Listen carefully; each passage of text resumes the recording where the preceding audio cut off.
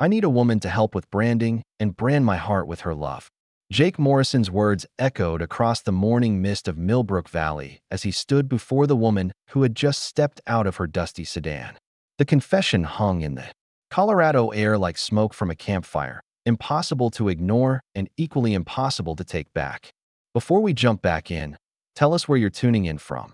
And if this story touches you, make sure you're subscribed, because tomorrow, I've saved something extra special for you.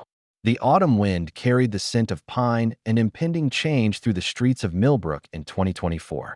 Sarah Chen adjusted her designer blazer as she walked into Valley Feed and Supply, her high heels clicking against the worn wooden floors. The conversations stopped mid-sentence. Every weathered face turned toward the stranger who clearly didn't belong in their world of cattle feeds and ranch supplies.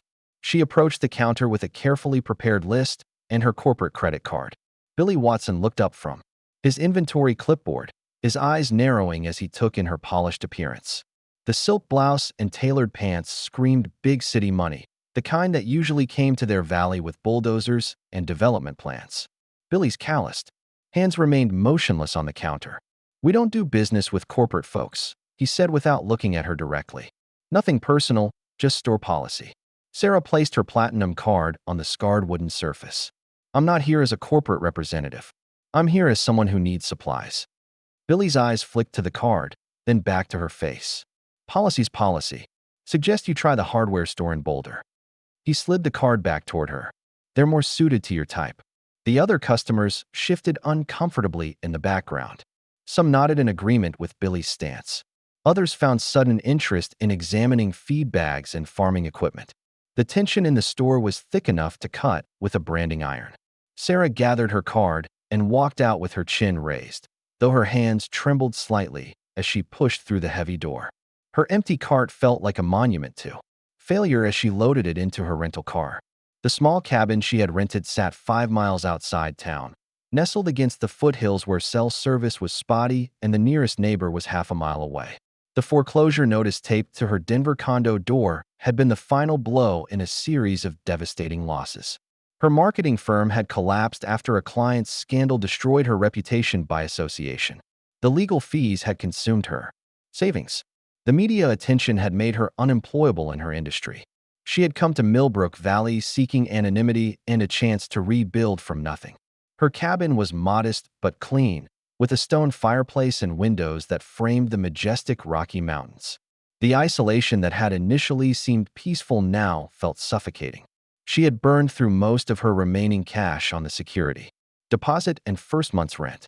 The corporate credit card was maxed out. Her professional network had evaporated overnight when the scandal broke. The morning newspaper lay folded on her kitchen table, its headlines dominated by stories of economic uncertainty and corporate consolidation. Small towns across Colorado were losing their family businesses to multinational corporations. Traditional ways of life were disappearing as rapidly as the snow melted in spring. Meanwhile, 10 miles down the valley, Jake Morrison stood in his family's ranch office staring at documents that would determine his future. The Morrison Ranch had been in his family for 4 generations, carved from wilderness by his great-grandfather's determination and sustained by decades of hard work and careful stewardship. Now it was drowning in debt and legal complications that threatened to end 140 years of family legacy. The mountain storm that had rolled in during the night was clearing, revealing the vast expanse of Morrison land stretching toward the horizon. Jake's cattle dotted the landscape like dark specks against the golden grass. His grandfather's original homestead stood weathered but solid near the main house, a testament to the enduring strength of those who had built this place from nothing. Jake was not the stereotypical rancher that city folks imagined. At 35, he held an MBA from Colorado State University and had spent 5 years working in agricultural consulting before returning home to save the family operation. His analytical mind understood spreadsheets as well as livestock management. His hands were equally comfortable with a calculator and a lasso. The financial projections spread across his desk painted a grim picture. Rising feed costs, unpredictable weather patterns, and increased environmental regulations had squeezed profit margins to the breaking point. The final blow had come when their largest buyer, a regional meat processing company, had been acquired. by a corporate giant that preferred dealing with industrial-scale operations rather than family ranches. Thunder rumbled in the distance as a figure on horseback approached the main house. Sheriff Tom Bradley rode up the gravel drive, his face bearing the expression of a man carrying unwelcome news. Jake stepped onto the front porch to greet his longtime friend, though the legal documents in Tom's saddlebag suggested this was not a social visit. "Jake," Tom touched his hat brim respectfully. "Got some papers here from the county courthouse." Preparing and narrating this story took us a lot of time, so if you are enjoying it, subscribe to our channel. It means a lot to us. Now back to the story. Didn't want to send a deputy with something this personal. Jake accepted the envelope with steady hands, though his heart rate accelerated as he recognized the official seals. The documents inside confirmed his worst fears. AgriCorp Industries had filed a formal offer to purchase the Morrison Ranch at significantly below market value. The corporate lawyers had found obscure environmental regulations that could force expensive compliance measures, making the sale appear like the only reasonable option. "They're squeezing us from every angle," Jake said quietly, scanning the legal language that threatened to destroy everything his family had built. Environmental impact studies, water rights challenges, zoning disputes. None of this was an issue until AgriCorp decided they wanted our land. Tom dismounted and joined Jake on the porch, his weathered face reflecting years of watching family operations succumb to corporate pressure. Half the ranches in 3 counties have received similar offers. Those that refuse are finding themselves tangled in regulatory nightmares that cost more to fight than the land is worth. Jake studied the timeline outlined in the documents. He had 60 days to respond to the environmental compliance requirements or face federal penalties that would bankrupt the operation instantly. The costs of the required studies and infrastructure modifications exceeded the ranch's annual revenue. AgriCorp's offer began to look less like opportunity and more like extortion. "There's got to be another way," Jake said, though his voice lacked conviction. His business education had taught him to recognize impossible mathematics when he saw them. The numbers simply did not add up to survival under the current circumstances. "Maybe there is," Tom replied, pulling a folded newspaper from his jacket pocket. "Saw this article about a ranch in Wyoming that fought off a corporate takeover using some kind of modern marketing strategy. Built up enough public support and direct sales to become profitable without the big buyers." Jake examined the article with growing interest. The Wyoming ranch had hired a marketing consultant who had transformed their operation using social media, direct-to-consumer sales, and agritourism. Within 18 months, they had tripled their profit margins and gained enough financial stability to expand rather than sell. "Problem is finding someone with that kind of expertise who understands ranch operations," Tom observed. "Most marketing folks see cattle and think we're living in the past. They don't understand that modern ranching requires just as much technology and business sense as any other industry." The conversation was interrupted by the arrival of Mayor Rick Sullivan's pickup truck. Rick had called ahead requesting a private meeting, which usually meant bad news wrapped in political language. Jake folded the newspaper and prepared himself for another unwelcome development. Rick emerged from his truck carrying a manila folder and wearing the expression of a politician about to deliver difficult news to a constituent. His campaign for county commissioner had been built on promises to balance economic development with preservation of rural values. The reality of office was proving more complicated than his campaign rhetoric had suggested. "Jake, appreciate you taking the time," Rick said, shaking hands with both men. "Wish I was here with better news, but the county commission is facing some pressure regarding agricultural zoning in the valley." Jake invited both men inside to the ranch office, where maps of Morrison land covered one wall and family photographs documented 4 generations of successful cattle operations. Rick spread his documents across the conference table that Jake's grandfather had built from lumber cut on the property. AgriCorp has filed petitions with the state agricultural department, Rick explained, pointing to specific sections of the legal documents. "They're claiming that current land use in the valley is inefficient and environmentally problematic. They want the state to mandate consolidation of smaller operations into larger, more regulated facilities." The implications were staggering. If AgriCorp's petitions were approved, Independent ranchers would be forced to either sell to the corporation or invest millions in compliance infrastructure that would bankrupt most family operations. The corporate giant would essentially acquire the entire valley through regulatory manipulation rather than fair market competition. How long do we have before the state makes a decision? Jake asked, though he suspected the answer would not provide much comfort. 6 months for the initial review process, Rick replied. But AgriCorp has teams of lawyers and lobbyists working on this full-time. They've already lined up environmental groups and efficiency experts to testify in favor of consolidation. Jake's mind raced through potential responses. Legal challenges would be expensive and time-consuming, with no guarantee of success against AgriCorp's resources. Political solutions required influence and connections that independent ranchers simply did not possess.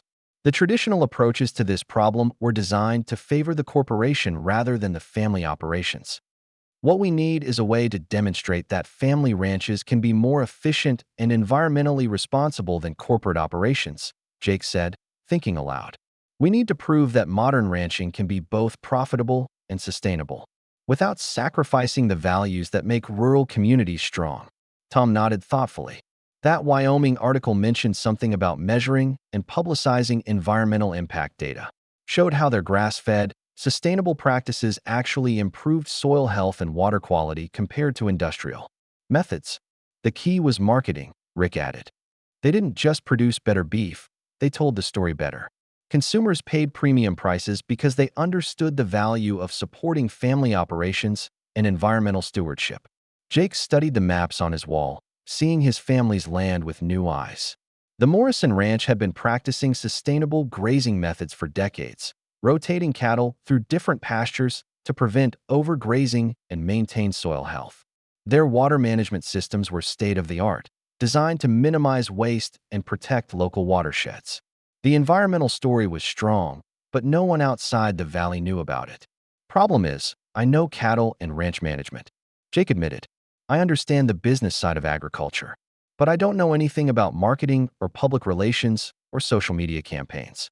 That's a completely different skill set. The three men sat in contemplative silence as storm clouds gathered outside the office windows. Each understood. That time was running short and options were limited. AgriCorp's strategy was methodical and well-funded.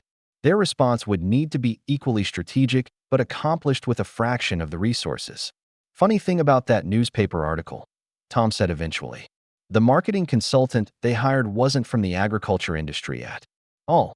She was some kind of corporate refugee who needed a fresh start just as much as the ranch needed help. Sometimes the best partnerships come from unexpected places. Jake folded the legal documents and placed them in his desk drawer alongside the environmental compliance requirements and AgriCorp's purchase offer. The paper trail of his family's potential destruction was growing thicker by the day, but he was not ready to surrender 4 generations of heritage without a fight. I need to find someone who understands both sides of this equation, he said, with growing determination. Someone who knows modern marketing but isn't afraid of getting their hands dirty learning about ranch operations. Someone who has as much to gain from success as I do. Rick gathered his documents and prepared to leave. Let me know if there's anything the county can do to support your efforts.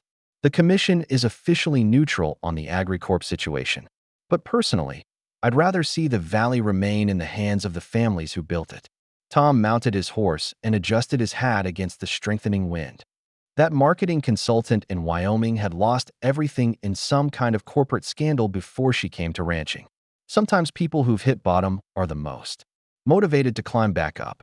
As both men departed, Jake remained on his porch watching the storm clouds gather over the mountains. The meteorological turbulence mirrored the upheaval threatening his family's legacy. Change was coming whether he embraced it or not. The question was whether he could find a way to direct that change rather than become its victim. The evening news carried stories of corporate consolidation across rural America. Family farms and ranches were disappearing at an alarming rate, replaced by industrial operations that prioritized efficiency over community values. The transformation was presented as inevitable progress, but Jake saw it as a betrayal of everything that made rural life meaningful. He spent the evening researching marketing strategies and success stories, trying to educate himself in a field where he felt completely inadequate. The learning curve was steep and time was short. Social media algorithms and consumer psychology were as foreign to him as ranch management would be to a city marketing executive. The irony was not lost on him that his salvation might depend on mastering the same corporate tools that were being used to destroy traditional ranching. The internet, that connected his valley to global markets, could also be used to tell the story of sustainable agriculture and family heritage. Technology could serve preservation as well as disruption if applied with the right expertise. As midnight approached, Jake reviewed the newspaper article one more time. The Wyoming ranch's transformation had required someone willing to bridge two different worlds, someone who understood both corporate strategy and agricultural reality. The marketing consultant had brought skills the rancher lacked, while the rancher had provided the authentic story and sustainable practices that consumers valued. The partnership had succeeded because both parties had something essential to offer and everything to lose if they failed. Desperation had created the motivation for an unlikely collaboration that benefited everyone involved. Jake wondered if such an opportunity existed in his own situation, or if he was destined to face AgriCorp's challenge alone. The storm that had been building all day finally broke in the early hours of morning, sending rain cascading from the mountains into the valley below. Jake stood at his kitchen window watching lightning illuminate the landscape his family had called home for 4 generations. Somewhere in the darkness, his cattle sheltered under trees his grandfather had planted. The legacy was still intact, but time was running out to ensure its survival. Tomorrow would bring new challenges and limited options. AgriCorp's lawyers would continue building their case for consolidation while environmental compliance deadlines drew closer. Jake needed a partner who could match their corporate sophistication with authentic rural values and innovative marketing strategies. He needed someone who understood that saving the Morrison Ranch meant preserving a way of life that was rapidly disappearing from the American landscape. The morning would reveal whether such a person existed in Millbrook Valley, or if Jake would need to venture into unfamiliar territory to find the expertise that could save his family's heritage. Either way, he was committed to fighting for the ranch with every resource at his disposal. 4 generations of Morrison determination would not surrender without a battle worthy of their legacy. Sarah Chen stared at her laptop screen in the dim light of her rental cabin, the numbers on her bank statement blurring together through exhausted eyes. $3,427. That was all that remained of her once comfortable financial cushion. The corporate credit card had been canceled that morning, another reminder that her former life had completely disintegrated. The scandal that destroyed her marketing firm still felt surreal. She had built Chen Marketing Solutions from nothing, transforming it into a respected agency that specialized in crisis management and brand rehabilitation. Her client roster had included Fortune 500 companies facing public relations nightmares. She had been the expert they called when their reputations hung in the balance. Then Meridian Pharmaceuticals had hired her to manage the fallout from their experimental drug trial that had gone catastrophically wrong. Sarah had developed a comprehensive strategy to rebuild public trust, complete with transparency initiatives and community outreach programs. She had believed in their claims of unforeseen complications and regulatory misunderstandings. The truth had emerged 6 months later during congressional hearings. Meridian executives had known about the drug's dangerous side effects for over a year before the trials began. Internal documents revealed deliberate cover-ups and falsified safety data. Sarah's rehabilitation campaign had unknowingly helped perpetuate a fraud that ultimately killed 17 people and permanently disabled dozens more. The media had turned on her with vicious intensity. Her professional credibility evaporated overnight as reporters dissected every press release and public statement she had crafted for Meridian. Former clients distanced themselves from the controversy. New business dried up completely as potential customers questioned her judgment and ethical standards. The lawsuits had followed quickly. Families of Meridian's victims named Sarah as a co-defendant, claiming her marketing campaign had encouraged additional participation in the deadly trials. Her professional liability insurance covered legal fees, but not the settlements that eventually bankrupted her agency. Her personal assets had been seized to satisfy judgments against the company. Sarah closed the laptop and walked to the cabin's picture window, gazing out at the mountain landscape that had become her refuge. The beauty of Millbrook Valley contrasted sharply with the urban chaos she had fled. Here, problems seemed more straightforward and solutions more honest. Ranch families faced weather and market fluctuations rather than corporate conspiracies and media manipulation. Her phone buzzed with another message from a former colleague in Denver. The marketing industry was small enough that everyone knew. Everyone, and Sarah's story had become a cautionary tale about the dangers of trusting corporate clients. The message offered sympathy, but no job opportunities. Her professional reputation was permanently damaged in the world she had once dominated. The isolation of the cabin was beginning to feel oppressive rather than peaceful. She had chosen Millbrook Valley precisely because it was far from the Denver media market where her face had been plastered across evening news broadcasts. The anonymity she craved was complete, but it came with unexpected loneliness and a growing sense of disconnection from any meaningful purpose. The rental agreement on her cabin had seemed reasonable when she signed it, but that was before her credit card was canceled and her bank account had dwindled to nearly nothing. She had perhaps 6 weeks of expenses remaining before she would be forced to make difficult decisions about her future. The prospect of returning to Denver unemployable and financially ruined felt unbearable. Her laptop contained dozens of draft resumes and cover letters for positions far beneath her previous status. Administrative assistant roles in small companies that might not recognize her name. Customer service positions that paid a fraction of her former salary. The transformation from successful entrepreneur to desperate job seeker had been swift and humiliating. Sarah made herself a simple dinner from the discount groceries she had managed to purchase at a supermarket 2 towns over.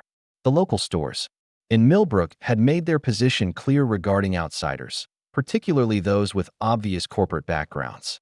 Her designer clothes and educated accent marked her as unwelcome in their community. The evening news carried stories about agricultural challenges facing rural Colorado. Corporate consolidation was threatening family farming operations across the state. Environmental regulations and market pressures were forcing many generational operations to sell to larger companies. The transformation of rural America was accelerating as traditional ways of life proved economically unsustainable. One story featured a ranch family that had successfully fought off corporate acquisition through innovative marketing and direct sales strategies. They had bypassed traditional agricultural markets by building relationships directly with consumers who valued sustainable practices and family heritage. The approach required sophisticated understanding of digital marketing and brand development. Sarah found herself genuinely interested in the agricultural marketing challenges described in the news report. The problems seemed authentic and meaningful compared to the corporate manipulation she had previously navigated. These families were fighting for their heritage and livelihood rather than stock prices and quarterly earnings. The motivation was pure in a way that her former clients' objectives had never been. The next morning brought unwelcome visitors to the valley. Federal agents from the Department of Agriculture arrived in Millbrook to investigate compliance with environmental regulations that AgriCorp had triggered through their regulatory petitions. Their presence created immediate tension throughout the ranching community. Sarah observed the activity from her cabin's front porch as official vehicles made their way along the rural roads. The agents were conducting surprise inspections of ranch operations, looking for any violations that could support AgriCorp's claims about inefficient and environmentally harmful practices among smaller operators. The strategy was becoming clear to Sarah's trained eye. AgriCorp was using regulatory pressure to force consolidation rather than relying on market competition. Environmental compliance requirements could be weaponized against family operations that lacked resources for expensive studies and infrastructure modifications. The corporation would swoop in as the solution to problems they had created. She recognized the public relations tactic from her own professional experience. Create a crisis, then position your client as the hero who solves the problem they secretly caused. The approach was effective but ethically questionable, particularly when applied to destroy family heritage and rural communities. Mayor Rick Sullivan called an emergency town meeting for that evening at the Millbrook Community Center. The federal investigation had alarmed everyone in the agricultural community. Ranch families needed to understand their rights and options. Before the situation deteriorated further, Sarah debated whether to attend the meeting. Her presence might create unwanted attention and suspicion from community members who already viewed her with distrust.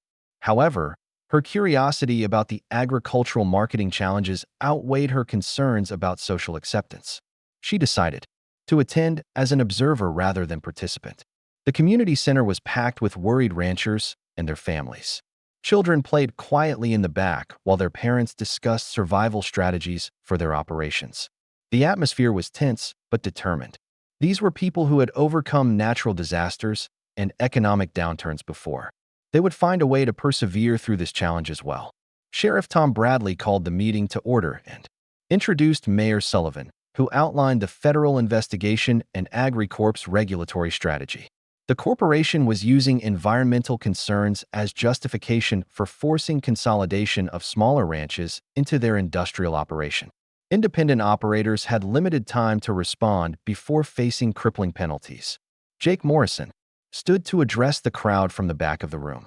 His voice carried the authority of someone who understood both traditional ranching and modern business practices. AgriCorp is trying to eliminate competition through regulatory manipulation, rather than fair market competition. They know family ranches can outperform their industrial methods if we have access to the same markets and resources. Murmurs of agreement rippled through the audience. Everyone knew Jake's reputation for innovative ranch management and financial acumen. If anyone could develop a strategy to fight AgriCorp, it would be him. However, the challenge required expertise that went beyond traditional agricultural knowledge. What we need is someone who understands modern marketing and can help us reach consumers directly, Jake continued. The Wyoming ranch that fought off corporate acquisition succeeded because they found a marketing expert who believed in their mission. We need similar expertise if we're going to save our way of life. Sarah felt a shock of recognition at Jake's words. He was describing exactly the kind of challenge that had once energized her professional passion. The authentic mission and clear ethical distinction between family heritage and corporate greed appealed to her desire for meaningful work. This was the opposite of the corporate manipulation that had destroyed her career. Elena Rodriguez, the local newspaper editor, stood to ask a practical question. Where are we going to find marketing expertise in Millbrook Valley? Most consultants charge more than our annual profits, and they don't understand agricultural operations. The question hung in the air without an obvious answer. Marketing professionals with the necessary skills typically worked for corporations that could afford their fees. Independent ranchers needed someone willing to work for reduced compensation in exchange for other benefits. The arrangement would require mutual trust and shared commitment to the mission. Jake's eyes swept the room and stopped when they reached Sarah's position near the door. Something in his expression suggested recognition, though they had never been formally introduced. Perhaps her obvious discomfort with the local social dynamics had identified her as an outsider with potentially relevant experience. Sometimes, the best partnerships come from unexpected places, Jake said, his gaze remaining fixed on Sarah. People who need fresh starts often bring valuable perspectives to challenging situations. We might find our solution closer than we think. The meeting continued with discussions of legal strategies and cooperative responses to the federal investigation. However, Sarah found herself distracted by Jake's words and the intensity of his brief attention. He had somehow identified her as different from the typical Millbrook newcomer. The question was whether her background would be viewed as an asset or liability. After the meeting concluded, Sarah lingered near the exit as families departed with their children. She wanted to avoid awkward conversations with community members who might ask uncomfortable questions about her background. However, Jake Morrison approached her directly, his weathered face showing curiosity rather than suspicion. "I don't believe we've been formally introduced," he said, extending a calloused hand in greeting. "Jake Morrison from the ranch up the valley. I noticed you at the meeting and thought you might have insights about our situation." Sarah hesitated before accepting his handshake. Physical contact with a local resident felt like crossing an invisible boundary she had maintained since arriving in Millbrook. "Sarah Chen. I'm renting the Hartwell cabin up near Pine Ridge. I'm not really part of the agricultural community here." Jake's smile suggested genuine interest rather than polite small talk. Sometimes outside perspectives are exactly what inside problems need. "I get the impression you might understand marketing and business development better than most folks around here." The observation was accurate, but potentially dangerous. Sarah had worked hard to avoid attention and questions about her professional background. However, Jake's direct approach and obvious intelligence made evasion seem both futile and disrespectful. I used to work in marketing, she admitted carefully, corporate crisis management, and brand rehabilitation. That industry doesn't translate well to agricultural applications. Jake's expression brightened with interest rather than dismissing her expertise as irrelevant. Crisis management sounds exactly like what we need right now.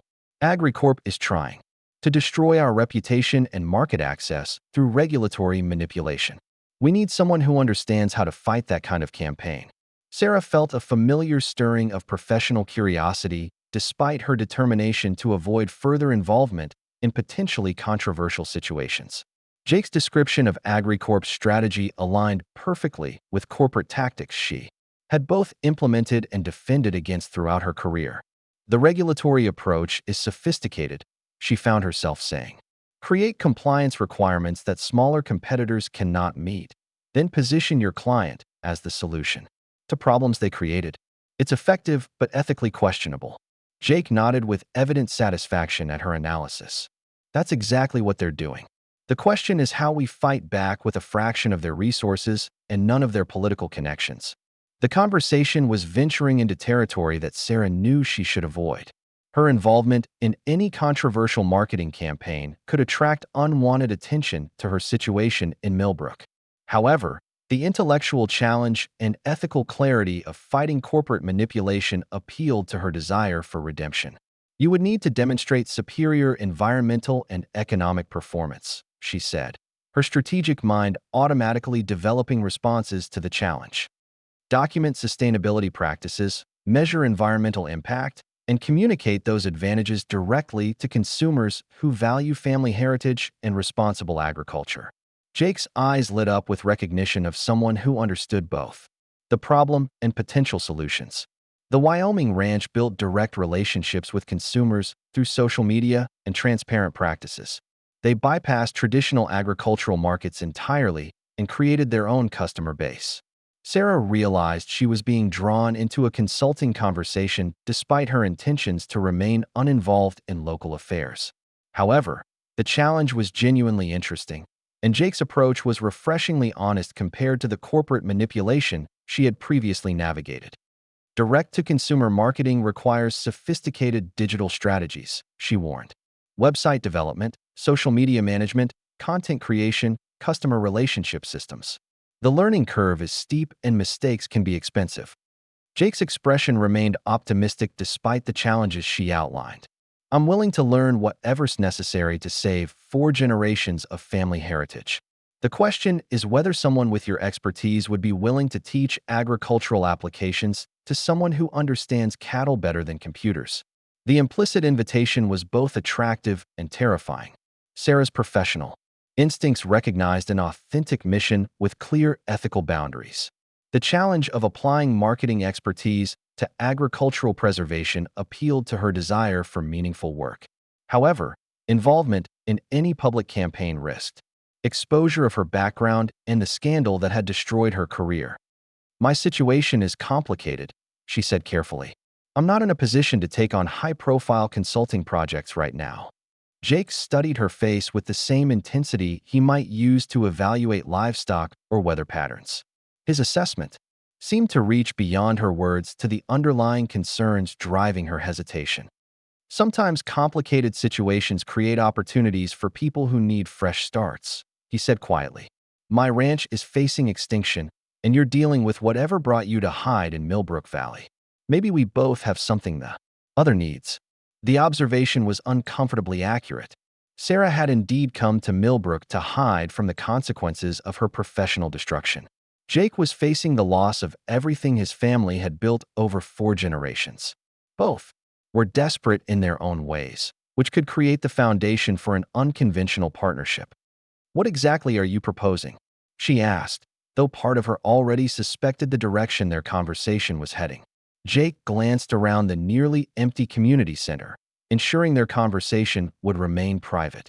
His next Words would either create an opportunity for mutual salvation or confirm that he was just another person seeking to exploit her desperation. I need someone who understands modern marketing and isn't afraid of hard work learning about ranch operations, he said with growing intensity. You need a place where your past doesn't matter and your skills can make a real difference. Maybe we can help each other survive what we're facing. The proposition was both practical and deeply personal. Jake was offering professional redemption in exchange for expertise that could save his family heritage. The arrangement would require her to trust someone she barely knew with secrets that could destroy any chance of rebuilding her life.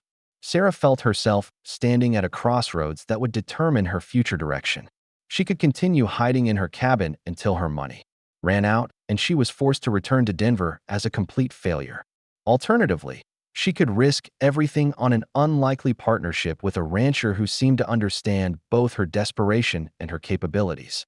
I'll need to think about it, she said, though her mind was already analyzing the possibilities and risks of Jake's proposal. Jake nodded with understanding rather than pressure. Take all the time you need, but don't take too long. AgriCorp isn't going to wait for us to get organized before they destroy everything worth preserving in this valley. As they parted ways in the community center parking lot, Sarah felt the weight of a decision that could either redeem her professional reputation or complete her personal destruction. Jake Morrison represented everything she had never encountered. In corporate consulting, his motivation was authentic, his mission was ethical, and his desperation matched her own. The drive back to her cabin provided time to process the implications of Jake's proposal. Partnership with a local rancher would make her visible in ways that could attract unwanted attention from Denver media outlets still interested in her story. However, continued isolation and financial decline guaranteed failure regardless of media attention. Sarah spent the evening researching agricultural marketing strategies and success stories similar to the Wyoming ranch Jake had mentioned. The field was small but growing as family operations sought alternatives to corporate consolidation. Her expertise in crisis management and brand rehabilitation could be valuable if applied to agricultural preservation rather than corporate manipulation. The more she studied the challenges facing family ranchers, the more she recognized patterns. From her previous professional experience, AgriCorp was using sophisticated public relations tactics to manipulate regulatory processes and market perceptions. Fighting their campaign would require equally sophisticated counter-strategies implemented by someone who understood both agriculture and modern marketing. Jake Morrison represented an opportunity to apply her skills toward preserving something valuable rather than protecting corporate profits. The ethical clarity of fighting for family heritage against corporate greed appealed to her desire for redemption. However, success would require her to overcome personal fears and trust someone whose world was completely foreign to her urban background. The decision would need to be made soon. Every day of delay strengthened AgriCorp's position and weakened the rancher's ability to mount an effective response. Sarah had perhaps 48 hours to determine whether she was ready to risk everything on an unlikely partnership that could either save them both or destroy whatever remained of her professional credibility. As midnight approached, Sarah stood again at her cabin window looking out over the valley that had become both refuge and potential battleground. Somewhere in the darkness, Jake Morrison was probably making similar calculations about the risks and possibilities of their proposed partnership. Tomorrow would reveal whether desperation could overcome fear and create the foundation for mutual salvation. The mountain winds carried the scent of pine and possibility through her open window. Change was coming to Millbrook Valley whether she participated or not. The question was whether she had the courage to help shape that change rather than simply hiding from its consequences. Her answer would determine not only her own future, but the fate of a way of life that was rapidly disappearing from rural America. The dawn mist was just beginning to lift from Millbrook Valley when Sarah's phone rang with an unfamiliar local number. She had spent a restless night weighing Jake Morrison's implicit proposal, her mind cycling between the potential for professional redemption and the risks of further public exposure. The caller identification showed only Morrison Ranch, which sent her pulse racing before she even answered. "Sarah, this is Jake Morrison. I hope it's not too early to call." His voice carried the same straightforward honesty that had impressed heard during their conversation at the community center. "I've been thinking about our discussion last night, and I'd like to make you a formal offer." Sarah walked to her kitchen window, looking out over the valley where morning light was revealing the vast expanse of ranch land that Jake was fighting to preserve. "I'm listening," she said, though her voice betrayed none of the nervous anticipation she felt about his proposition. "I need a marketing partner who can help save 4 generations of family heritage," Jake began, his words measured and deliberate. "Someone who understands corporate tactics and can develop strategies to fight AgriCorp's regulatory manipulation. In exchange, I can offer you a chance to rebuild your professional reputation on a mission that actually matters." The directness of his approach caught Sarah off guard. Most corporate executives would have spent 20 minutes on preliminary negotiations before stating their actual needs. Jake's willingness to be vulnerable about his desperation was both refreshing and slightly unnerving. "How do you know I need to rebuild my professional reputation?" she asked, curious about how much research he had conducted since their meeting. Jake's slight chuckle carried no mockery, only understanding. "Small valley, interested neighbors, and internet searches. Your story was front-page news in Denver for 3 months. But I'm more interested in your expertise than your past troubles." Sarah felt a familiar knot form in her stomach as she realized her carefully maintained anonymity had been an illusion. However, Jake's tone suggested professional interest, rather than judgment about the scandal that had destroyed her career. "The Meridian Pharmaceuticals situation was complicated," she said carefully, testing his reaction to direct acknowledgement of her professional disaster. "Corporate clients lie to their consultants all the time," Jake replied without hesitation. "You got caught in someone else's fraud and paid the price for trusting the wrong people. That doesn't disqualify you from helping honest people fight dishonest corporations." The response was more understanding than Sarah had received from anyone in the marketing industry, where her association with Meridian had made her professionally radioactive. Jake's willingness to separate her expertise from her circumstances suggested a pragmatic approach to partnership that could benefit both of them. "What exactly are you proposing?" Sarah asked, though she suspected his offer would require her to abandon the safety of anonymity she had worked so hard to achieve. "A business partnership," Jake said with growing confidence. "You help me develop and implement a marketing strategy that can save the ranch, and I provide you with a platform to demonstrate your expertise on a project that can rebuild your professional credibility." Sarah considered the implications of his proposal. Success would require her to become publicly visible as the marketing strategist behind whatever campaign they developed. The exposure could attract renewed media attention about her connection to Meridian, but it could also demonstrate her ability to achieve positive results for legitimate clients. "The AgriCorp situation will attract media attention," she warned. "Corporate battles over agricultural policy always generate news coverage. My involvement could become part of the story." Jake's response revealed he had anticipated this concern. "Media attention is exactly what we need to build public support for family ranching. Your background in crisis management could be an asset rather than a liability if we position it correctly." The strategic thinking behind his comment impressed Sarah. Jake understood that her professional destruction could become evidence of her integrity if framed as punishment for refusing to participate in corporate fraud. The narrative could actually strengthen their position against AgriCorp's manipulation. "I'll need complete autonomy over strategy and implementation," Sarah said, finding herself negotiating terms rather than declining his offer. "No interference with marketing decisions, even if they seem unconventional or aggressive." "Agreed," Jake replied immediately. "I know cattle and ranch management. You know marketing and corporate strategy. We each stick to our expertise and trust the other's judgment." The ease with which he accepted her conditions suggested either desperation or genuine respect for her professional capabilities. Sarah suspected it was probably both, which could create a foundation for effective partnership if they could overcome the obvious challenges of their different backgrounds. "What about compensation?" she asked, addressing the practical concerns that would determine whether partnership was financially viable for either of them. Jake's pause suggested he had been hoping to avoid this particular negotiation. "The ranch is facing financial pressure from AgriCorp's tactics. I can offer profit sharing from any increased revenue our marketing generates, plus equity in the operation if we're successful." The proposal was simultaneously generous and risky. Equity in a successful ranch could be valuable, but equity in a failed operation would be worthless.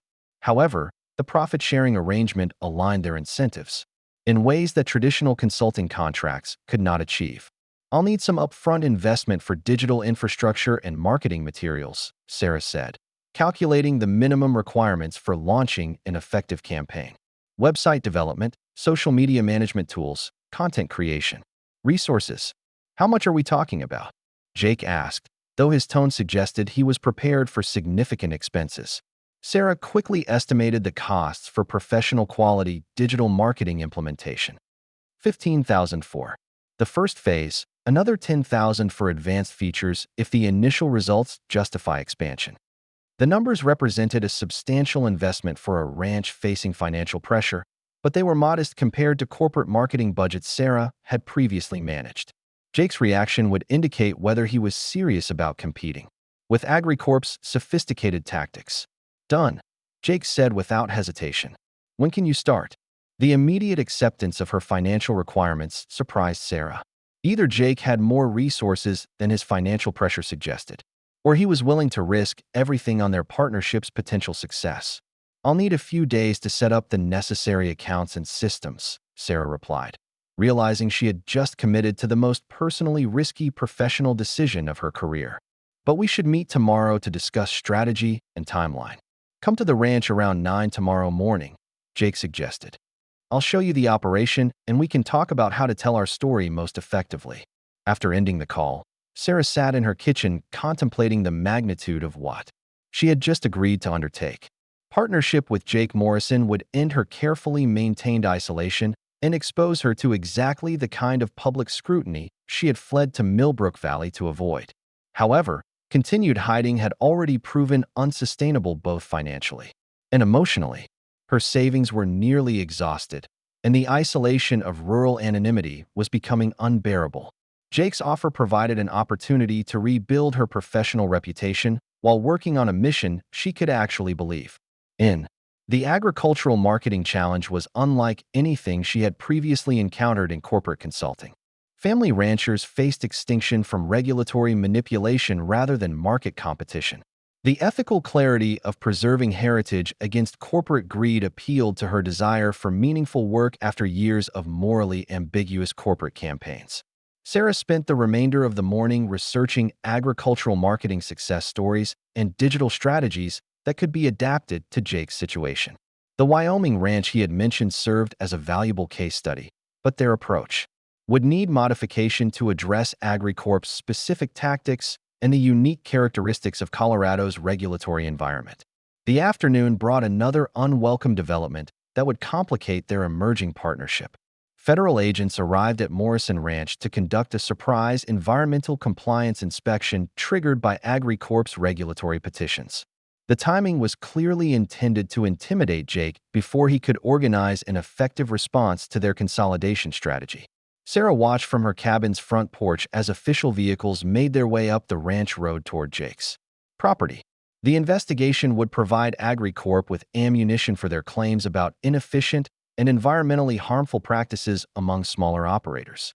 However, it could also provide Jake with documentation of his superior environmental stewardship if his practices were indeed sustainable.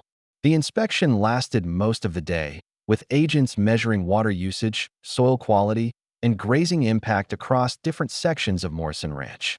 Their thoroughness suggested they were looking for any violations that could support mandatory consolidation under environmental protection guidelines. Sarah found herself genuinely concerned about the inspection's outcome, which surprised her with its intensity. Her emotional investment in Jake's situation had developed more rapidly than she had expected. The prospect of their partnership ending before it began felt like a personal failure rather than simply a missed business opportunity. Elena Rodriguez arrived at Sarah's cabin that evening with updates about the federal inspection and a bottle of wine that suggested she was prepared for a lengthy conversation.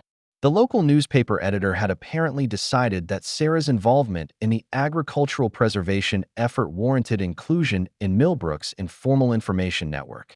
"Jake told me about your partnership," Elena said as Sarah invited her inside the modest cabin. The whole valley is talking about whether you can really help fight AgriCorp's tactics.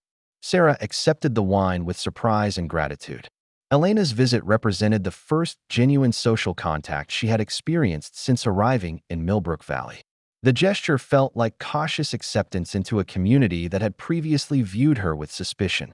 "I'm not sure how much I can actually accomplish," Sarah admitted as she opened the wine. "Agricultural marketing is outside my previous experience, and my professional reputation isn't exactly sterling right now." Elena settled into the cabin's single armchair with the comfortable familiarity of someone accustomed to conducting interviews in informal settings. "Your reputation in Denver doesn't matter here. What matters is whether you can help Jake save his family's heritage." The pragmatic assessment was typical of rural communities that judged people by their current actions rather than their past mistakes. Sarah appreciated the opportunity to prove herself through performance rather than being forever defined by the Meridian scandal. "What did the federal agents find during their inspection?" Sarah asked, redirecting the conversation toward practical concerns about their emerging partnership. Elena's expression brightened with obvious satisfaction. "Nothing. Jake's environmental practices are exemplary. Soil health, water conservation, sustainable grazing methods. The agents couldn't find a single violation to support AgriCorp's claims." The news provided Sarah with relief and strategic opportunity. Jake's superior environmental performance could become a cornerstone of their marketing campaign, demonstrating that family ranches achieved better results than industrial operations. The federal inspection had inadvertently provided third-party validation of their sustainability claims. "AgriCorp won't give up just because one inspection went well," Sarah observed. "They'll find other regulatory angles or increase political pressure for consolidation." Elena nodded with understanding of corporate persistence when significant profits were at stake. "That's why Jake needs someone who understands their tactics and can fight back with equal sophistication." The conversation continued through the evening as Elena provided Sarah with background information about Millbrook Valley's agricultural community and the specific challenges they faced beyond AgriCorp's current campaign. Water rights disputes, environmental regulations, and market access problems had been accumulating for years before the corporation's arrival. "Most ranchers here are fourth or fifth generation operations," Elena explained. "They've survived droughts, economic downturns, and natural disasters. But they've never faced systematic regulatory manipulation designed to force consolidation." Sarah recognized the pattern from corporate consulting where regulatory capture was used to eliminate competition through legal rather than economic means. AgriCorp's strategy was sophisticated and effective precisely because it appeared to serve environmental protection rather than corporate profit. "The key is demonstrating that family ranches actually perform better environmentally and economically than industrial operations," Sarah said, her strategic mind automatically developing responses to the challenge. "We need to make AgriCorp's consolidation claims appear self-serving rather than environmentally beneficial." Elena's journalist instincts immediately grasped the public relations potential of Sarah's approach. A story about family heritage. Defeating corporate greed would attract significant media attention, especially if supported by environmental data. The media dimension of their campaign would be crucial for building public support and political pressure against AgriCorp's regulatory strategy. Sarah's expertise in managing media narratives could be invaluable if she could overcome her personal reluctance to court public attention. "Media coverage would make me visible to Denver outlets that covered the Meridian scandal," Sarah said, acknowledging her primary concern about public engagement. Elena's response revealed she had researched Sarah's background thoroughly before making her social overture. "The Meridian story made you look like someone with integrity who got caught in corporate fraud. That reputation could actually help with agricultural preservation campaigns." The perspective was encouraging but still risky. Sarah's involvement in any high-profile campaign would inevitably resurrect questions about her judgment and professional competence. However, success in helping Jake defeat AgriCorp could provide powerful evidence of her expertise and ethical standards. The evening concluded with Elena's offer to provide media contacts and promotional support for whatever campaign Sarah and Jake developed. The local newspaper editor's endorsement carried significant weight in rural communities where personal relationships determined business success more than corporate credentials. Sarah spent another restless night contemplating the implications of her commitment to Jake's partnership. The professional opportunity was genuine and potentially transformative, but success would require her to overcome personal fears about public exposure and master agricultural concepts that were completely foreign to her urban background. The morning brought new challenges that would test their partnership before it had even officially begun. AgriCorp's legal team filed additional regulatory petitions with the state agricultural department, claiming that Morrison Ranch's inspection results were unrepresentative of broader environmental problems in the valley. The corporate strategy was becoming clear to Sarah's trained eye. AgriCorp intended to use isolated environmental violations from other operations to justify valley-wide consolidation requirements.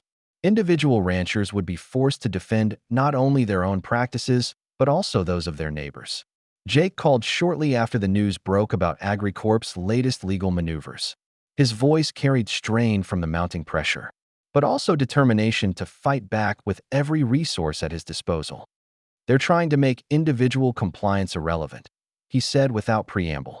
"Even perfect environmental practices won't protect us if they can justify consolidation based on valley-wide statistics." Sarah recognized the sophisticated legal strategy from corporate campaigns she had previously encountered.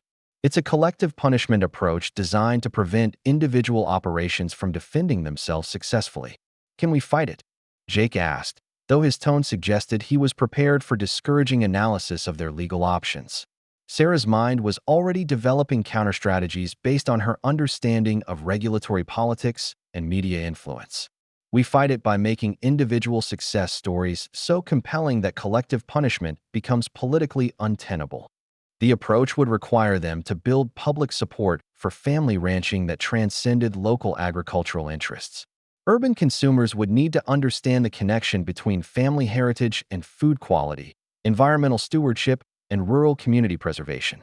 "I'll be at your ranch in an hour," Sarah said, realizing that their timeline had just accelerated dramatically. "We need to launch this campaign immediately before AgriCorp's narrative becomes accepted truth." As she prepared to leave her cabin for the first time since the disastrous visit to Valley Feed and Supply, Sarah felt the familiar surge of adrenaline that had once energized her most challenging corporate campaigns. The difference was that this campaign served preservation rather than profit, heritage rather than stock prices.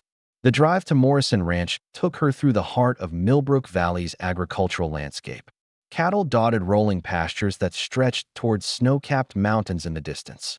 The beauty was breathtaking and timeless, representing exactly the kind of heritage that AgriCorp's industrial consolidation would destroy forever. Jake met her at the ranch house with coffee and a folder containing environmental data from the federal inspection. His weathered face showed the strain of mounting pressure, but also relief at finally having professional support for the fight ahead. "Welcome to Morrison Ranch," he said with a slight smile that suggested genuine pleasure in sharing his family's heritage with someone who might help preserve it. "Ready to learn how to brand cattle and hearts?" The comment referenced his shocking proposition in a way that acknowledged both the practical and emotional dimensions of their partnership. Sarah felt a stirring of professional excitement that she had not experienced since before the Meridian scandal destroyed her career. "Let's save your ranch," she replied, stepping across the threshold into a world that would challenge everything she thought she knew about marketing, partnership, and redemption. The crisis struck without warning on a Tuesday morning in late September. Sarah was working in the ranch office, developing content for their digital marketing campaign, when Jake burst through the door with his face pale and his hands shaking. Behind him, thick black smoke billowed from the direction of the main cattle barn. "Fire in the hay storage," he said, grabbing emergency equipment from the office closet. Lightning strike from last night's storm must have smoldered in the dry bales. Sarah followed Jake outside and immediately understood the magnitude of the disaster. The hay barn contained the winter feed supply for 800 head of cattle. Without that feed, the ranch would be forced to sell their entire herd at devastating losses. AgriCorp would undoubtedly use the crisis to pressure Jake into accepting their buyout offer. The volunteer fire department was already responding. but the nearest station was 20 miles away across mountain roads. By the time professional firefighters arrived, the barn would be completely destroyed along with its contents. The ranch's survival depended on whatever emergency response they could organize in the next few minutes. Water tank truck is in the equipment shed, Jake shouted over the growing roar of flames. Can you handle the pump controls while I get the cattle moved to safety? Sarah had never operated agricultural equipment in her life, but the urgency of the situation eliminated any possibility of hesitation. Show me what to do, she said, following Jake toward the massive red truck that represented their only hope of containing the disaster. Jake provided rapid instructions about pump operation and water pressure controls while connecting hoses to the tank truck's output system. The equipment was more sophisticated than Sarah had expected, with digital gauges and automated pressure systems that reminded her of industrial machinery she had encountered during factory tours for corporate clients. Keep the pressure steady and aim for the base of the flames, Jake instructed as he prepared to drive the cattle away from the fire's path. Don't try to save the barn, just prevent it from spreading to the other buildings. Sarah positioned herself at the truck's control panel as Jake mounted his horse and began moving cattle toward the far pastures. The sight of the experienced rancher coordinating his animals' evacuation with calm efficiency was both impressive and oddly moving. This was Jake's life work being threatened, yet he approached the crisis with methodical professionalism rather than panic. The water stream from Sarah's position was effective in creating a firebreak between the burning barn and the equipment sheds that housed expensive machinery. However, the flames were spreading faster than she could contain them, and the water tank would be exhausted within minutes. Elena Rodriguez arrived with her camera and immediately began documenting the emergency response.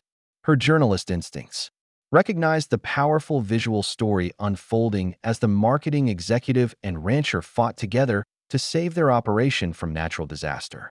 AgriCorp representatives are already on their way, Elena called out over the noise of pumps and flames. Someone called them about the fire before they called the fire department. The information confirmed Sarah's suspicions about corporate opportunism during personal crises.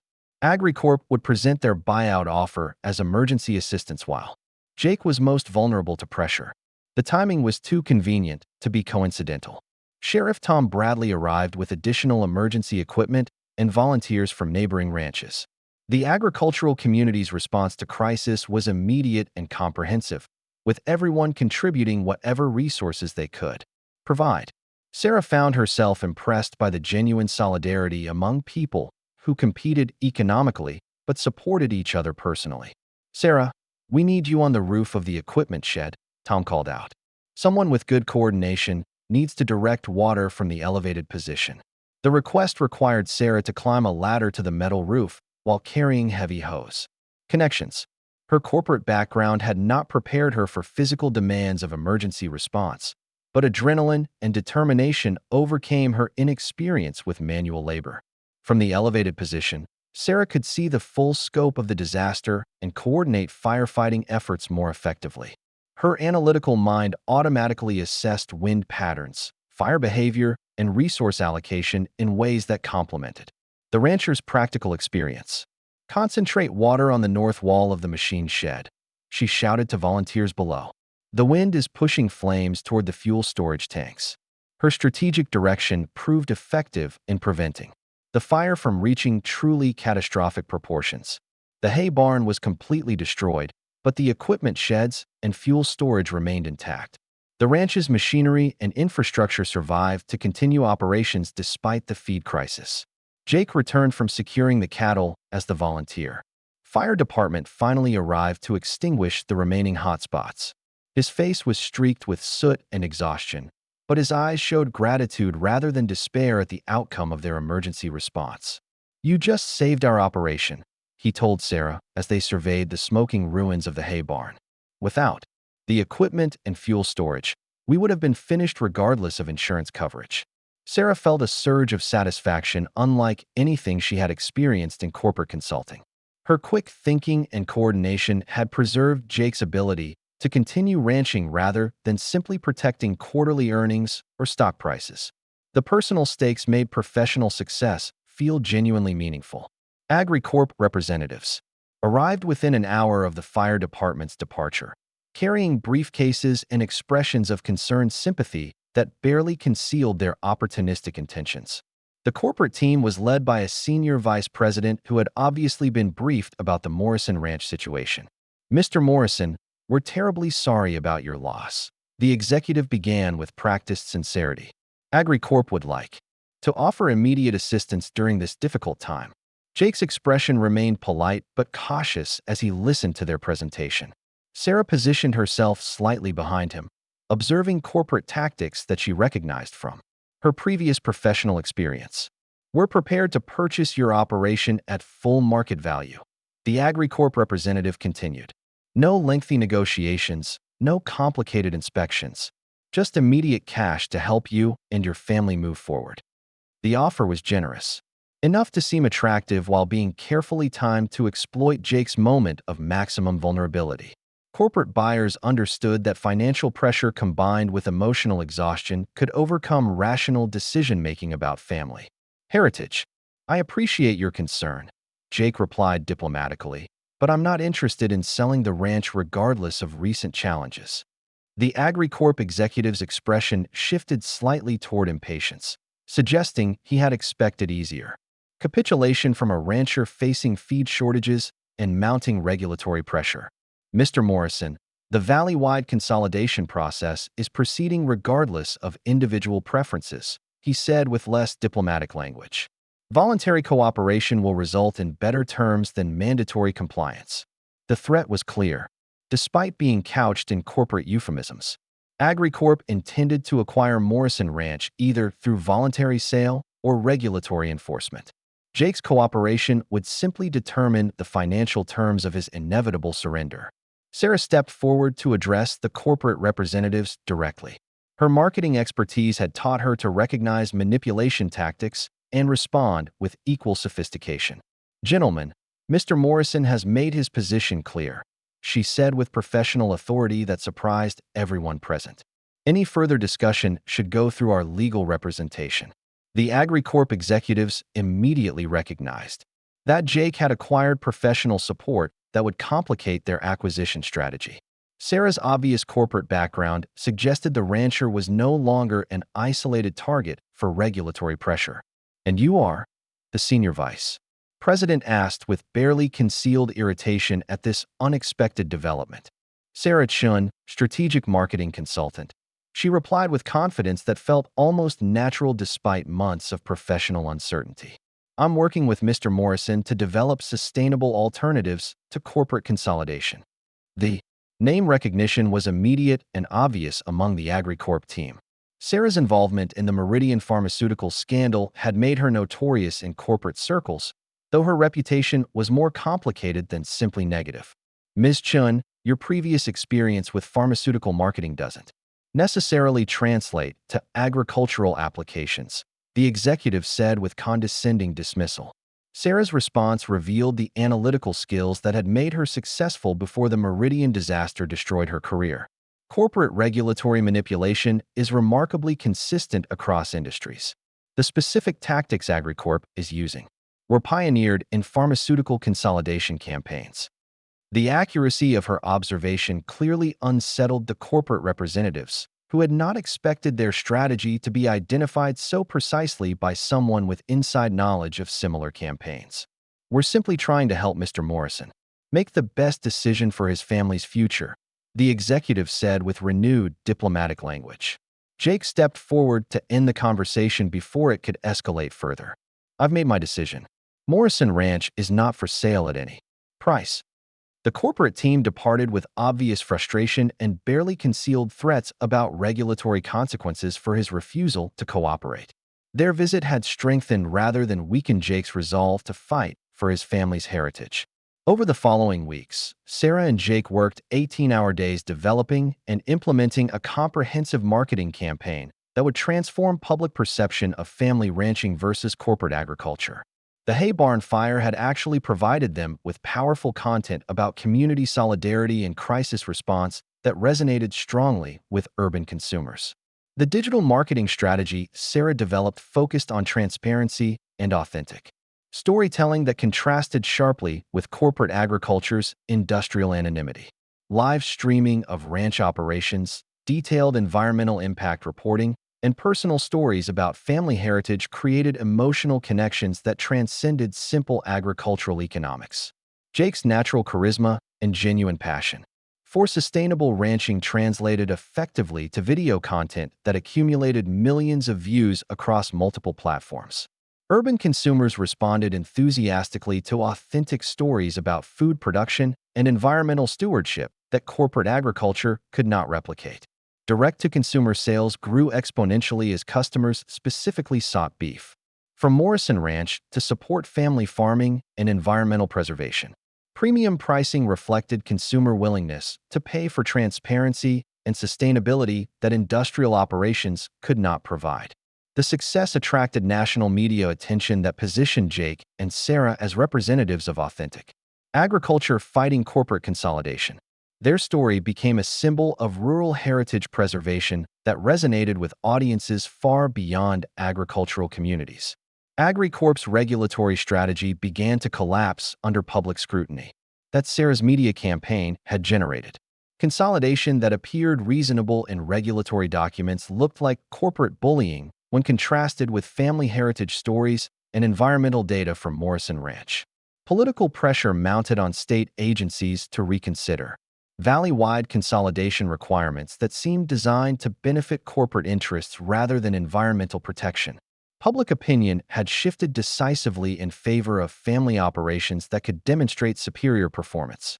The partnership between Sarah and Jake evolved beyond professional collaboration into genuine personal connection based on shared values and complementary strengths.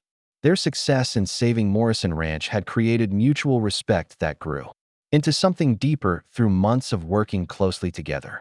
Elena Rodriguez documented their transformation from desperate strangers into effective partners whose collaboration had preserved not only a single ranch, but an entire way of life. Her articles about their campaign were syndicated nationally and helped inspire similar preservation efforts in other agricultural communities. The Wyoming ranch that had originally inspired Jake's search for marketing expertise reached out to establish a cooperative network of family operations using similar direct-to-consumer strategies. The movement was growing beyond individual success stories into systematic alternative to corporate consolidation. Federal recognition came in the form of agricultural innovation awards that acknowledged Morrison Ranch's success in combining traditional stewardship with modern marketing technology. Sarah's expertise had been validated on a national stage that completely rehabilitated her professional reputation. The presidential administration announced new policies supporting family agriculture and environmental stewardship that drew heavily on the Morrison Ranch model. Corporate consolidation through regulatory manipulation would face increased scrutiny and public transparency requirements. AgriCorp quietly abandoned their valley consolidation strategy and redirected their acquisition efforts toward regions with less organized resistance.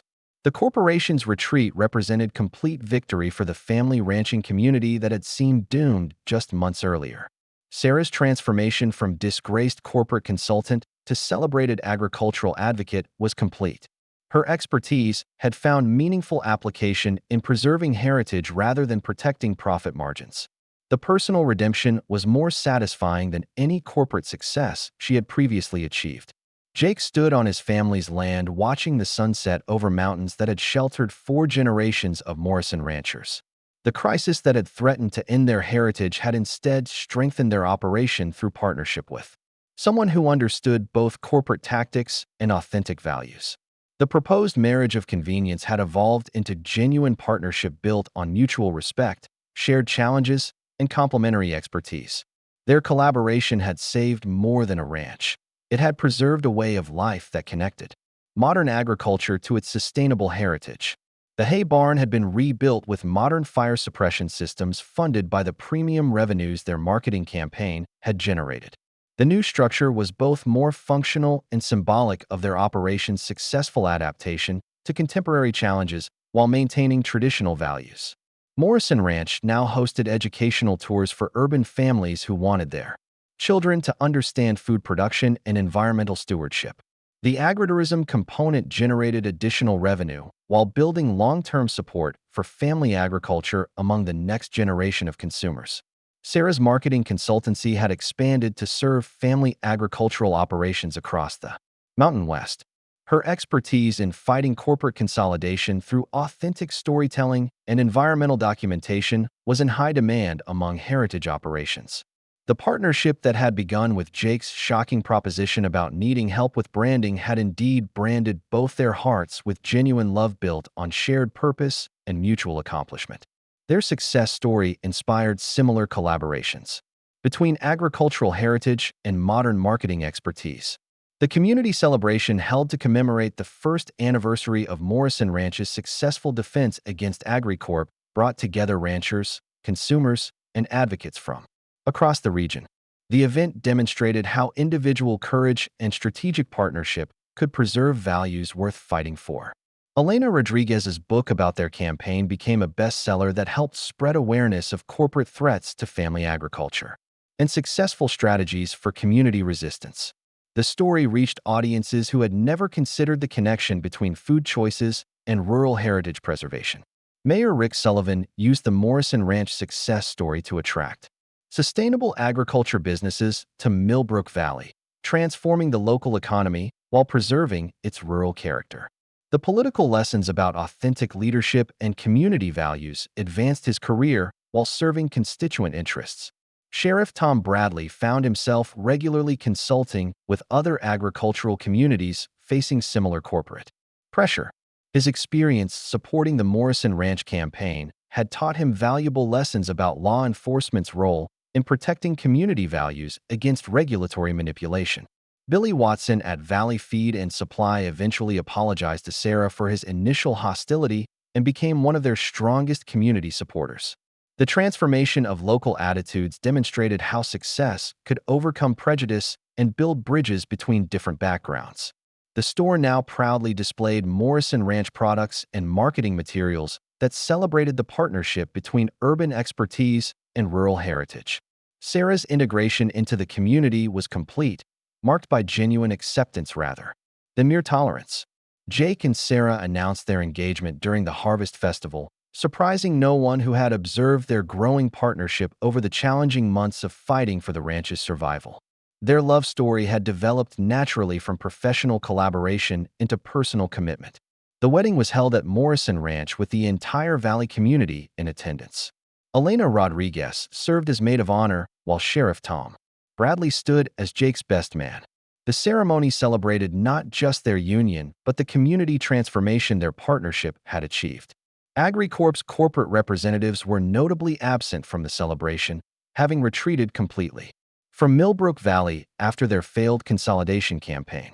The corporation's defeat had become a case study in business schools about the limits of regulatory manipulation when faced with authentic community resistance. Sarah's transformation from corporate refugee to rural community leader was celebrated by former colleagues who had written her off after the Meridian scandal. Her rehabilitation demonstrated that professional destruction could become the foundation for more meaningful success if applied to worthy causes. The Morrison Ranch story became required reading in agricultural economics courses that studied alternatives to corporate consolidation. Sarah and Jake's partnership was cited as evidence that traditional heritage operations could compete successfully against industrial agriculture if supported by sophisticated marketing and authentic storytelling. Their success had preserved not just a family ranch, but a model for sustainable agriculture that combined environmental stewardship with economic viability. The approach was being replicated across rural America by operations that refused to surrender heritage to corporate efficiency. The giant cowboy's confession about needing help with branding had indeed resulted in hearts branded with authentic love that grew from shared challenges and mutual respect. Their partnership had saved 4 generations of family heritage while creating a foundation for future generations to build upon. As autumn returned to Millbrook Valley, Sarah stood beside Jake watching their cattle graze peacefully on land that would remain in his family for generations to come. Their successful defense against corporate consolidation had become legendary, inspiring similar preservation efforts throughout rural America. The marketing expertise that had once served corporate manipulation now protected family heritage and environmental stewardship. Sarah's professional redemption was complete, but more importantly, her personal transformation had connected her to values and community that gave her life genuine meaning beyond career success. Jake's shocking proposition had launched a partnership that saved his ranch while rebuilding her reputation.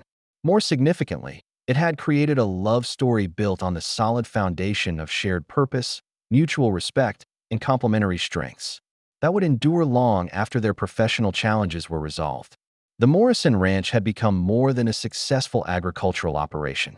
It was proof that authentic values could triumph over corporate manipulation when supported by strategic thinking and community solidarity. Their story would inspire others facing similar challenges to find unlikely partnerships that could preserve what mattered most. The golden sunrise painted Millbrook Valley in shades of amber and copper as Sarah Chen Morrison stepped onto the wraparound porch of the ranch house that had become her true home. 3 years had passed since Jake's shocking proposition about needing help with branding had changed both their lives forever.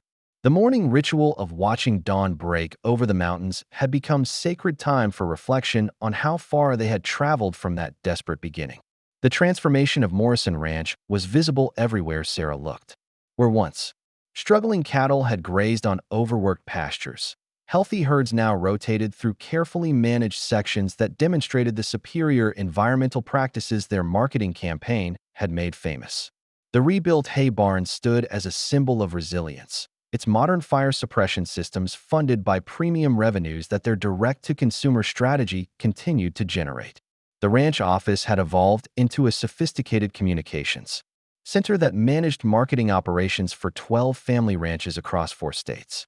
Sarah's expertise in digital strategy had created a network of heritage agricultural operations that competed successfully against corporate consolidation through authentic storytelling and environmental transparency.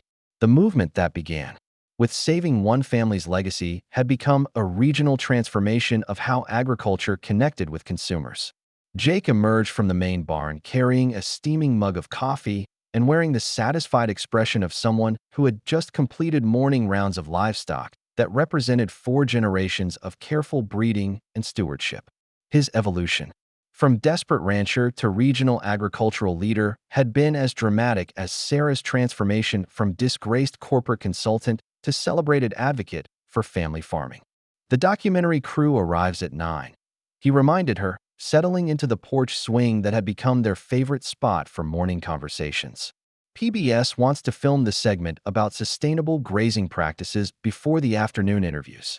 About our marketing strategy.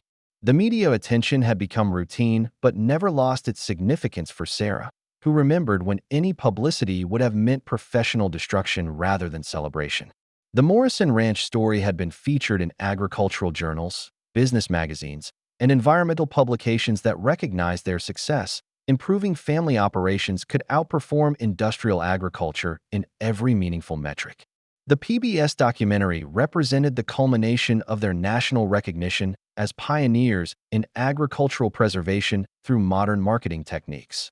Their story would be broadcast to millions of viewers who would understand for the first time how corporate consolidation threatened both food quality and rural communities across America. Elena Rodriguez's pickup truck appeared on the ranch road, stirring dust clouds that caught the morning light like golden ribbons. The journalist who had become their closest friend and chronicler was arriving early to coordinate media logistics for what would be the most comprehensive documentation yet of their remarkable partnership. "Sarah, Jake," Elena called out as she approached the porch with her characteristic energy and enthusiasm. "The producer wants to interview some of the other ranchers in your network. Can we arrange video calls with the operations in Wyoming and Montana?" The request demonstrated how their individual success had inspired a broader movement that was changing agricultural economics across the Mountain West. Family ranches that had been facing extinction 3 years earlier were now thriving through marketing strategies adapted from the Morrison Ranch model. Sarah's consulting business had grown to serve 47 family agricultural operations, each maintaining their unique heritage while implementing sophisticated digital marketing that connected them directly with consumers who valued transparency and sustainability. The collective impact was transforming rural economies while preserving environmental stewardship that industrial agriculture could never match. The Wyoming ranch wants to announce their expansion into organic certification during the documentary, Elena continued. They credit your marketing strategy with generating enough premium revenue to afford the transition costs. The ripple effects of their success continued to surprise Sarah with their scope and significance. What had begun as a desperate attempt to save one ranch had evolved into systematic transformation of how family agriculture competed in modern markets. The authentic storytelling approach she had developed was being studied in business schools as an alternative to corporate manipulation tactics. Jake's phone buzzed with the morning's first call from ranchers seeking advice about regulatory challenges or marketing opportunities. His role as an informal leader in the family agriculture movement had developed naturally from his success in fighting AgriCorp's consolidation strategy. Federal agencies now consulted him about policies affecting rural communities. That's the ranch in Colorado Springs, Jake said, ending the call with arrangements for a site visit. They're facing the same regulatory pressure we defeated, but AgriCorp is using more sophisticated tactics now. The corporate consolidation threat had not disappeared, but had become more subtle in response to the public awareness that Sarah's campaigns had generated. AgriCorp and similar corporations now avoided obvious regulatory manipulation in favor of economic pressure and market access restrictions that were harder to identify and resist. We're seeing variations of the AgriCorp strategy in 12 states now, Sarah observed, reviewing reports from her consulting network. The corporations learned from their failure here and adapted their approach to avoid the kind of media scrutiny that defeated them in Millbrook Valley. The ongoing battle between corporate consolidation and family heritage required constant vigilance and adaptation. Sarah's expertise in recognizing manipulation tactics had become essential for agricultural communities that lacked resources to hire expensive legal representation against well-funded corporate campaigns. The documentary filming began with aerial footage of Morrison Ranch that showcased the environmental superiority of their sustainable practices compared to industrial operations visible in the distance. The visual contrast was stark and compelling, demonstrating how family stewardship produced healthier landscapes than corporate efficiency models. The producer had arrived with a crew that included specialists in agricultural cinematography who understood how to capture the authentic beauty of working ranch operations. Their expertise in rural storytelling complemented Sarah's marketing knowledge to create content that would resonate with urban audiences who had never considered the source of their food. Jake's interview segment focused on the technical aspects of sustainable ranching that had impressed federal environmental inspectors 3 years earlier. His explanation of rotational grazing, soil health management, and water conservation demonstrated the sophisticated science behind practices that appeared traditional to casual observers. Corporate agriculture treats land as a commodity to be exploited for maximum short-term profit, Jake explained to the cameras. Family ranching views land as a heritage to be preserved and improved for future generations. The difference in approach produces completely different environmental outcomes. Sarah's interview highlighted the marketing innovation that had made their environmental superiority economically valuable. Her description of authentic storytelling, transparency, and direct consumer engagement provided a roadmap for other agricultural operations seeking alternatives to corporate dependence. Modern consumers want to know where their food comes from and how it's produced, Sarah told the documentary crew. Corporate agriculture deliberately obscures that information to prevent consumers from making informed choices. Family operations that embrace transparency gain competitive advantages that corporations cannot replicate.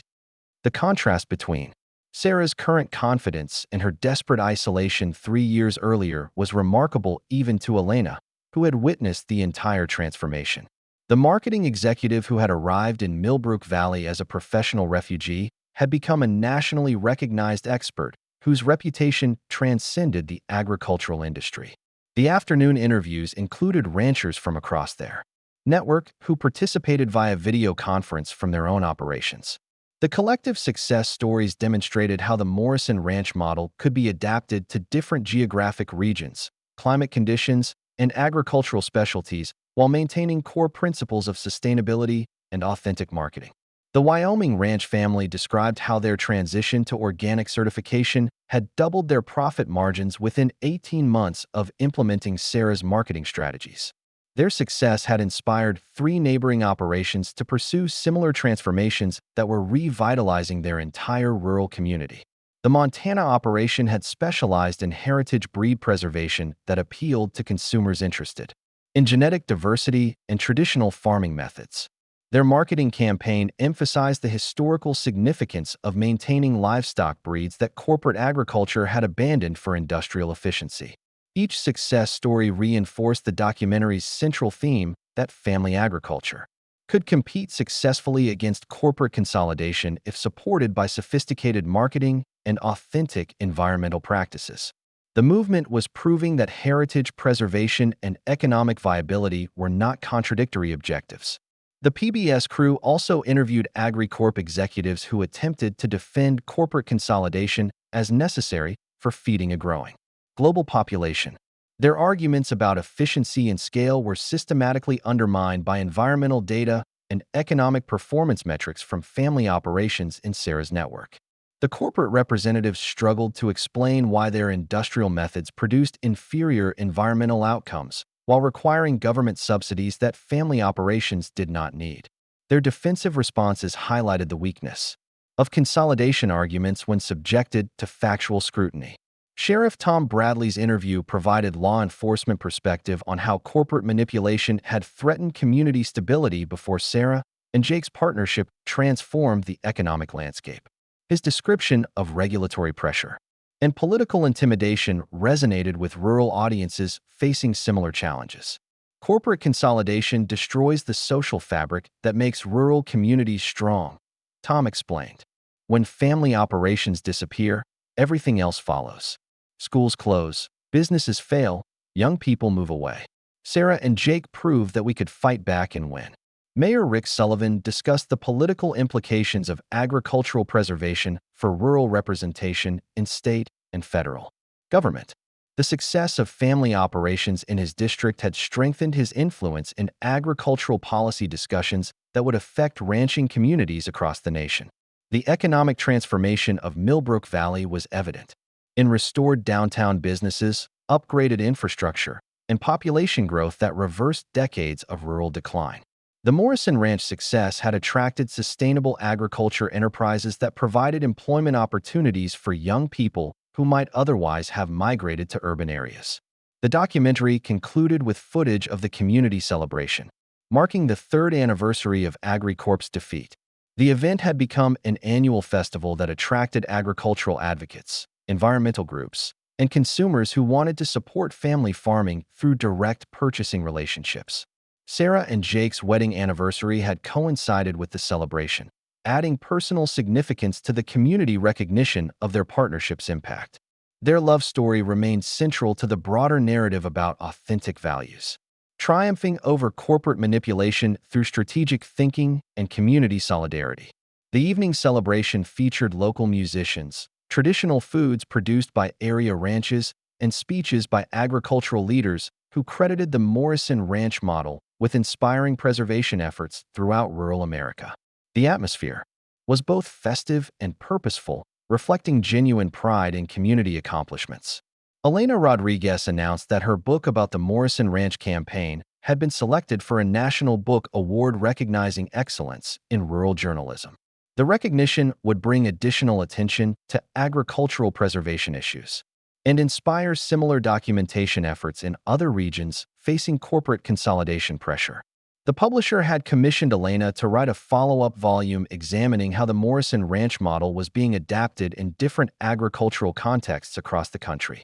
The project would provide Sarah and Jake with opportunities to share their expertise with even broader audiences while maintaining their focus on local operations. The economic success of their direct-to-consumer strategy had enabled Morrison Ranch to purchase adjacent properties that AgriCorp had been targeting for industrial development. The expansion allowed them to demonstrate sustainable practices on a larger scale while preventing environmental degradation that corporate agriculture would have caused.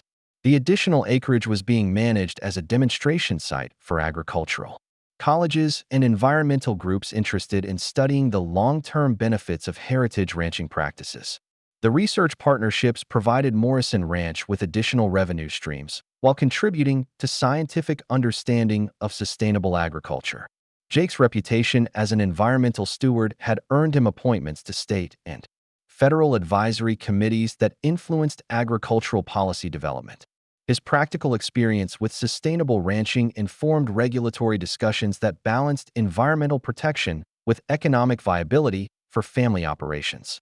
Sarah's consulting business had evolved beyond agricultural marketing to include crisis management for rural communities facing various forms of corporate pressure. Her expertise in identifying manipulation tactics and developing resistance strategies was applicable to challenges ranging from mining operations to industrial development projects. The success of their partnership had inspired marriage proposals and business collaborations throughout their professional network. Young agriculturalists were specifically seeking partners who could contribute complementary skills to family operations that needed modern marketing expertise to remain competitive. The Morrison Ranch story had become required reading in business schools studying authentic brand development and stakeholder engagement. Sarah's transformation from corporate consultant to agricultural advocate provided case study material for courses examining how professional expertise could serve community values rather than simply maximizing profits. The PBS documentary would premiere during Agricultural Heritage Month, ensuring maximum exposure for their message about family farming's environmental and economic advantages. The broadcast was expected to reach 15 million viewers who would gain new understanding of how food choices affected rural communities and environmental stewardship. International interest in their success had led to speaking engagements in countries facing similar challenges from agricultural consolidation. Sarah and Jake had been invited to share their expertise with heritage farming advocates in Australia, New Zealand, and several European nations where family operations were struggling against corporate pressure. The global dimension of their work emphasized how the principles they had developed in Millbrook Valley could be adapted to different cultural and economic contexts while maintaining core commitments to sustainability and authentic marketing. The movement was transcending national boundaries through shared values and strategic approaches. The morning after the documentary filming, Sarah and Jake sat on their porch watching sunrise illuminate the valley that had become their shared mission and true home. The transformation from desperate strangers to effective partners to genuine lovers had been facilitated by challenges that tested every aspect of their relationship and commitment. Did you ever imagine that your proposition about branding would lead to all of this? Sarah asked, gesturing toward the thriving ranch operation and the broader movement they had inspired. Jake's smile reflected satisfaction with accomplishments that exceeded his most optimistic hopes when he had first approached the mysterious newcomer who seemed to understand corporate tactics. I knew you had expertise we needed, but I never anticipated how completely you would embrace our way of life and make it your own. The evolution of their partnership from professional necessity to personal commitment demonstrated how authentic collaboration could create outcomes that neither party could have achieved independently. Their complementary skills had produced synergistic results that transformed not only their individual circumstances, but entire agricultural communities.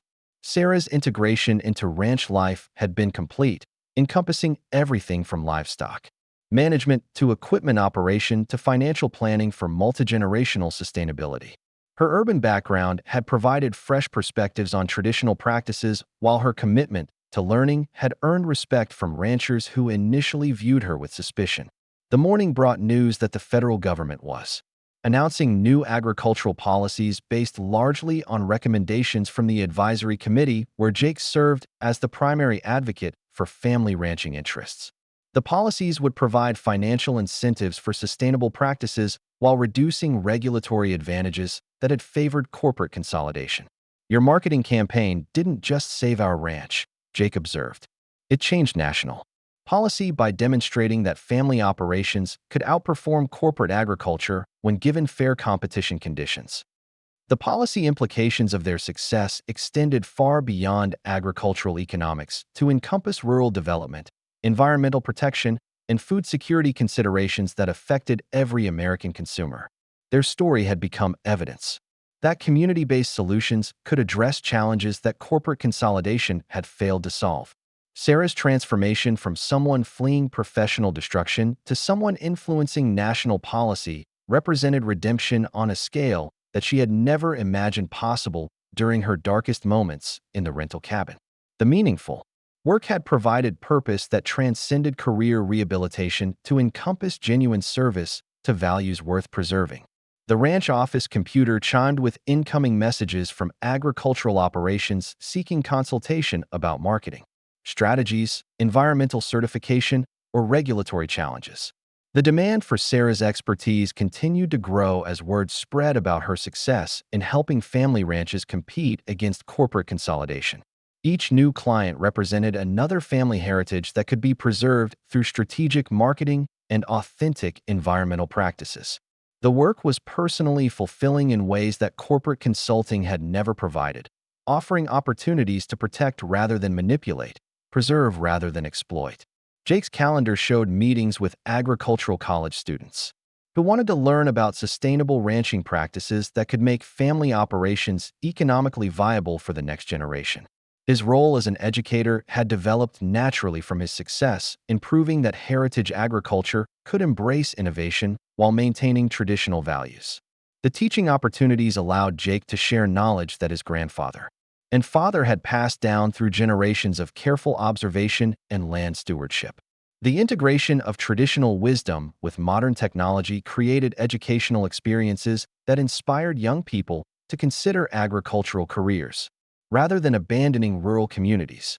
The legacy of their partnership was becoming visible in the next generation of agricultural leaders who understood that preservation and innovation were complementary rather than contradictory objectives.